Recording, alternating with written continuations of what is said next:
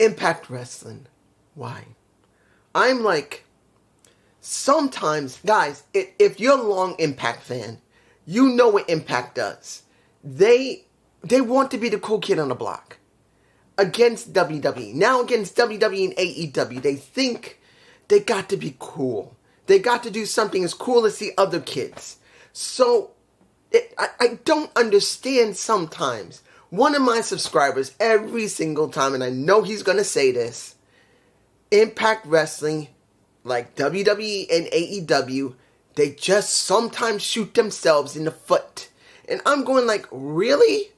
We got what we got. And you see the title. And I'm like, why? Let's move on. Opening is the last match of Sami Callihan, because we get a tag match with him and Swan versus the Rascals. This is the last match. It was a good match. He didn't give us a bad match, but we already know the outcome. When we heard that his contract had expired, he did not re-sign with Impact, and I do believe he started when? I think 2016 or 17. You guys can leave a comment below so everyone else can see it, just in case they don't know. I think it's either 16, I think it might be 17 when he joined with OVE. I think. It's hard to remember, because that was around the same time as when Conan was working there with LAX. I'm trying to remember. I can't. But essentially speaking, he's been there a long time. He's done everything. And he still runs Wrestling Revolver. So he's made the conscious choice. They're doing an amicable, I believe I'm pronouncing it correctly. I'm bad with words.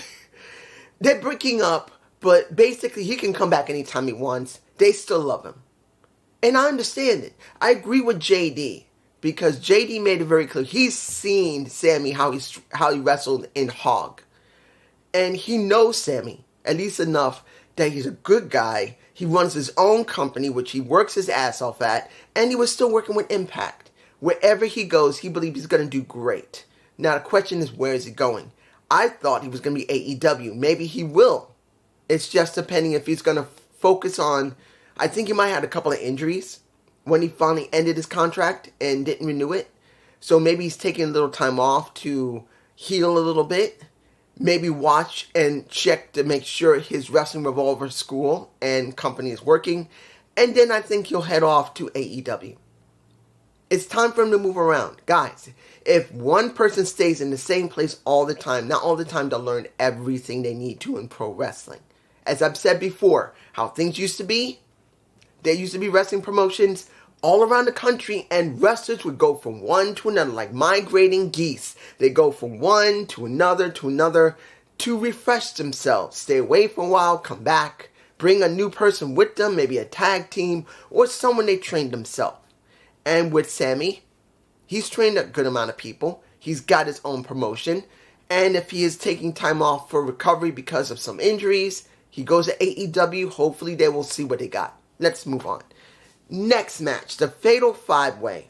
Now, I was a little confused the way they were explaining it last couple of weeks, and I won't lie about it. I have been distracted, as you guys know. Whoever wins the match is number 20 in the gauntlet for Bound for Glory. Whoever loses will be number 1. Now, we got Jake Something, Dirty Dango. I can't stand calling him Champagne Singh. I'd rather call him Raj Singh. We got Jordan Grace, and we had who was the last person? I'm missing somebody. We got Eric Young. He didn't really factor into this. It was the two people who were pinned. Now, mind you, Eric Young wasn't really in the match a lot. Neither was Jake Something. Neither one of them were in the match. Neither one. And I'm going, really? You aren't going to shine a little bit more on Eric Young and definitely Jake Something? You only shine with Champagne Singh, Dango, and Jordan Grace. Let me make this clear to you. In a match like this, there's going to be some people going to say, damn, I can't stand you put a woman into this damn match. It was stupid. No. Let's make it clear. There are very few women in pro wrestling that you can honestly say can work with the men and it's legitimate. Jordan is one of them. She may not be as big as a man, but we know literally this woman is one of the strongest women in pro wrestling. She has a powerlifting championship in a state. I can't remember which state. I think Georgia or wherever state that she's from. No, not state of Georgia. I don't know if it's in Texas. Maybe, but I think there's one in Georgia where she lifted almost 400 pounds. Yeah, she has a state championship and state record of lifting almost 400 freaking pounds. This isn't a small little 120 pound little woman like if you want to make it clear, like a Mandy Rose, like a Scarlett Bordeaux, I did see a little bit of Summer Rae's video. I didn't even know she had done one with Chris Van Vliet. The woman is, she got these. She got these, but she's like this. She's a skinny little thing, cute as hell. She sounds like a Valley girl, but it doesn't mean she isn't someone I wouldn't respect and wouldn't think that she didn't bust her ass in the business. But as a woman who could deal with 4 other men in a ring that were bigger than them, she doesn't look like she can lift over 300 pounds. Maybe 2. Maybe 250. But almost 4. Jordan can do that. So I believe that she can. If Havoc, and that is Jessica, was in that match, I could believe she could deal with the men as well. Not just by her full size, but she has a lot of strength behind her that she could lift a man and do it. Because I've seen her lift Sammy and throw his ass, and he's literally nearly 2-something easily. So she's not weak either. So either one of those women, I could buy being in a 5-way match to get into the gauntlet. They did not go with her. It was, and this is where it gets interesting. I don't recognize the guy. They say his name was Brodus. Or Brutus. I think Brutus. I don't remember him. I think he was in NXT once. Honestly, I think he was in NXT. I do not remember him. You guys can tell me who he was because I do not remember who he is. They called him Brutus, I believe. Or Brodus. He showed up when it was Jake something staring at him and he got his head knocked off. So it was Dirty Dango who got the pin, and I believe it was Jake something who was pinned. I don't remember. Who was the one who got the pin? And Brodus showed up. Dango won.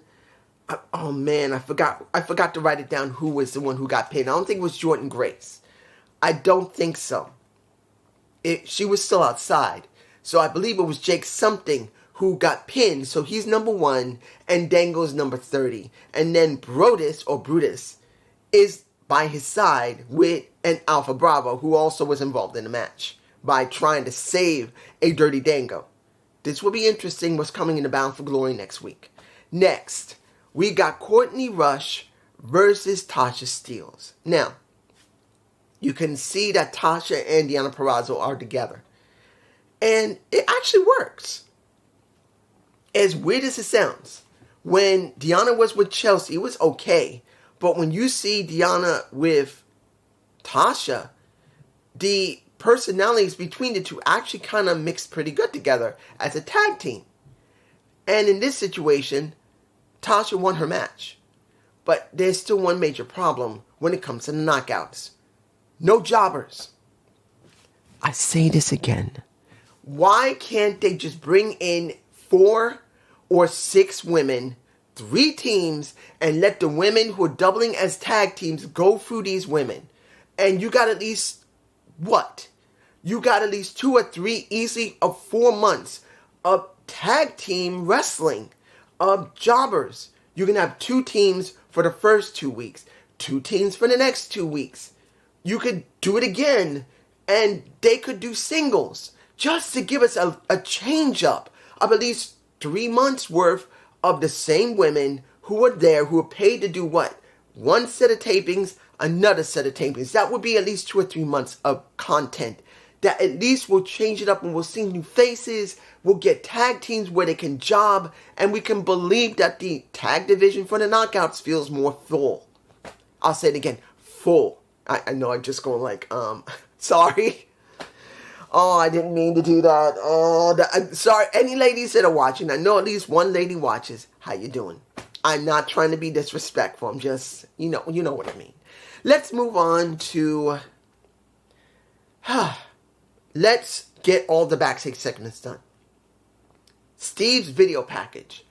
I loved it. He made it very clear about what happened with Tommy when he's about to go up against him when it comes to Bound for Glory. That he's not his friend. When it comes to this, he's not his friend. I want nothing to do with you. I don't need you. I am the angel. An angel came to your room. He kept repeating it. This is why I call him Steve. Not Crazy Steve. Steve. I wish they do that. Because you're not leaving him in the same way as he always been. We know he's crazy. But you don't need to call him Crazy Steve. We need to call him Steve. To make him sound menacing. To make him sound relevant. Because sometimes one word of a person, one name of a person, can be more potent than a dozen words of that person's name. You can call him the American Badass. You can call him the Dead Man Walking. You can call him whatever you want. But sometimes being called one word or one name can be just as relevant as that entire sentence. And that's how I felt with him. And he's going up against, again, I kind of wish he wouldn't, because he's already done something to Black Taurus. So seeing it again, it better be something important that they're going to add to that match. Hopefully. I don't know. Now, Bully Ray with Macklin. Bully Ray asked Macklin twice. No, Bully Ray asked him once. Last week, you told me I was soft. No, the week before that, you told me I was soft. Then you went and said it on live mic that I was soft. Is that right? He says, yes. He says, okay. Put his hand on the shoulder, and now tension supposedly builds on what we're going to be dealing with Macklin and Bully. Now, mind you, seeing Macklin working with Bully is not a bad thing. I remember in the interview, it was Stone Cold Steve Austin, more than a few years ago when he was on his Broken Skull sessions. I do believe I managed to save that video. And he said, if I was going to ever go back into wrestling, it's got to be for a reason. Like, I want to help the next generation really get somewhere. Because if it isn't, what's the point of coming back? So working with Macklin, who is a good wrestler, who does good promos, he's got a good look. He needs more polish, though. I actually love Macklin, but I know he needs more polish. Working with Bully Ray may do that. All right. Let me see here. The vid pack with Josh Alexander and Alex Shelley is pretty much the same thing. Maybe they're showing more scenes, but it's pretty much the same thing. We're going to probably get it next week. I'm not going to tell you it was bad, but I'm not going to tell you that it didn't do what it needed to do. It's to get you interested in their match. Now, mind you, I'm going to be honest here. I don't do predictions, and I don't want to, but this is what I think should happen. When it comes to Josh should not win. I'm just saying it because at this point, if they give it right back to Josh due to the fact that he was hurt and he's giving it back, will undermine Shelley. Now, I'm not telling you that people love Shelley and they're buying his merch like crazy because he's doing the Yep movement. I'm only telling you that Shelley should not be a transitional champion. He should hold that title for more than a few months. He should actually be able to keep it long enough, not only that he can cement his own legacy, that it would give a change in character to Josh Alexander. He needs more.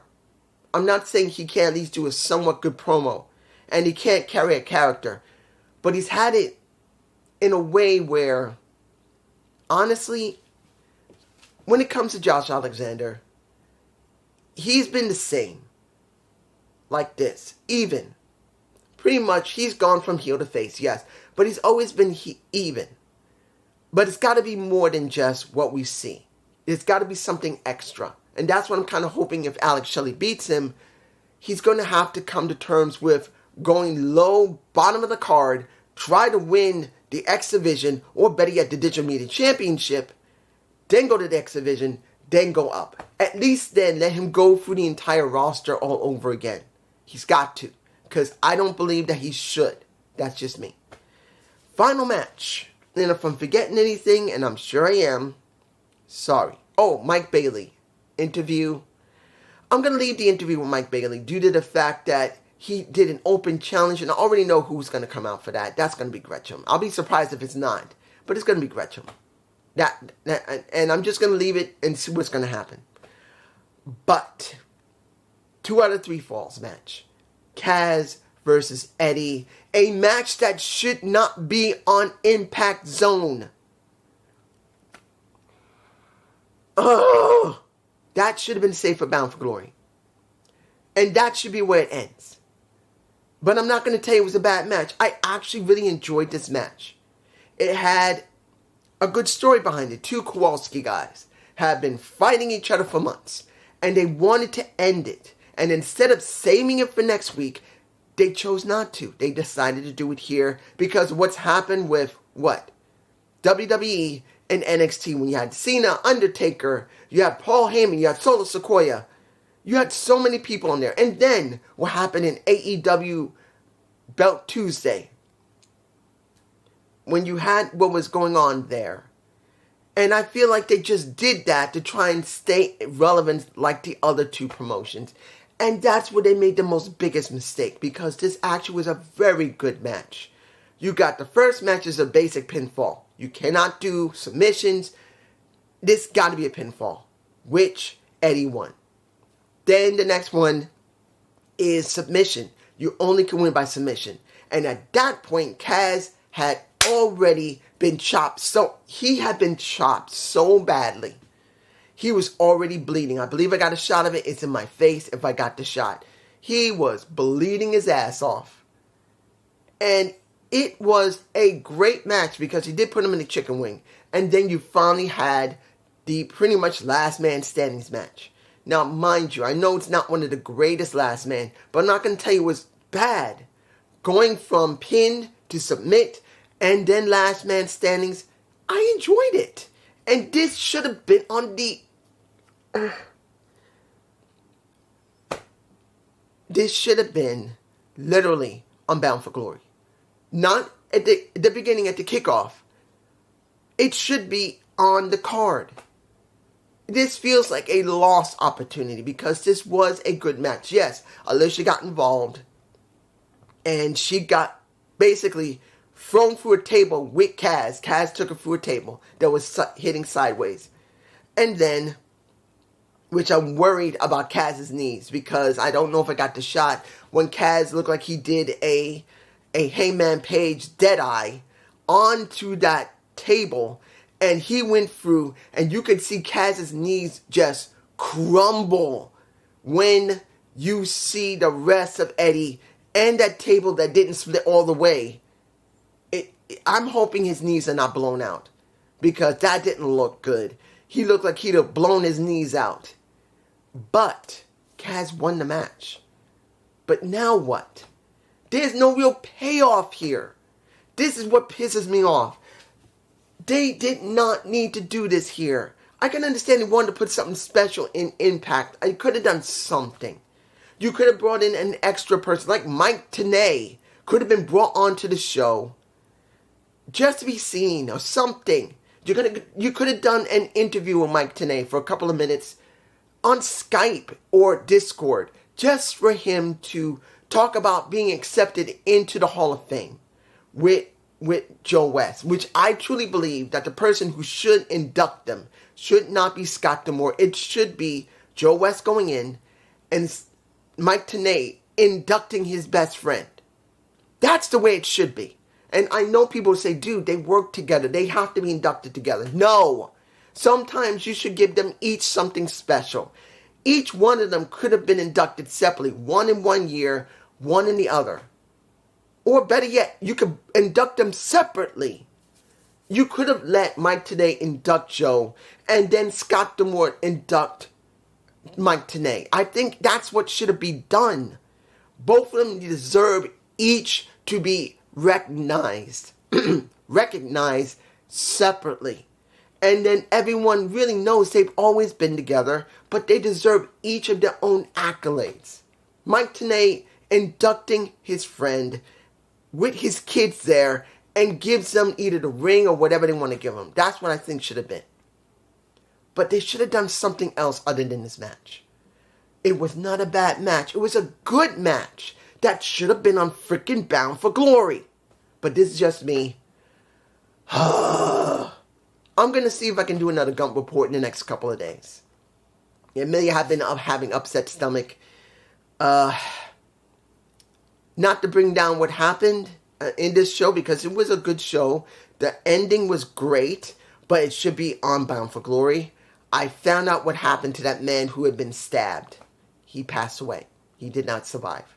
In the last couple of days, I've not been myself, and my stomach has been paying for it.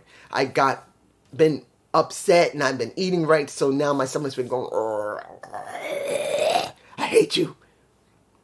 It happens. I'll be alright. It's just, when you're upset, you don't eat correctly. You don't sleep correctly, which I haven't. But I'll be alright. I'm going to talk to my psychologist. I'll remind myself, try to sleep more, try to eat a little more healthier, which I normally do. And I'll be alright in a little while. Peace.